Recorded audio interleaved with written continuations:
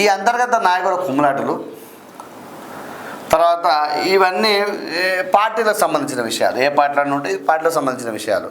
అయినా కూడా ఒక నాయకుడు ఎట్లుంటుందంటే, ఒక నాయకుడు ఎమ్మెల్యే గారికి ఒక లెఫ్ట్ ఒక నాయకుడు, రైట్ ఒక నాయకుడు, లెఫ్ట్ రైట్ ఉంటారు, ఇద్దరు ఉంటారు.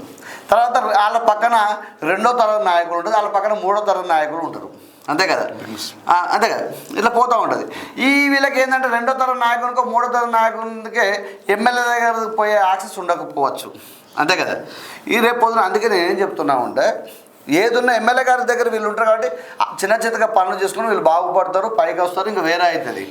కానీ ఆ రెండో తరం మూడో తరం నాయకులు ఎవరైతే ఉన్నారో, పక్కన రెండో స్టెప్ మూడో స్టెప్ నాయకులు ఎవరైతే ఉంటారో, వాళ్ళు ఖచ్చితంగా మీరు రాజకీయం చేయాలంటే ముందు ఆర్థికంగా ఎదిగిన తర్వాత రాజకీయాలు చేయండి.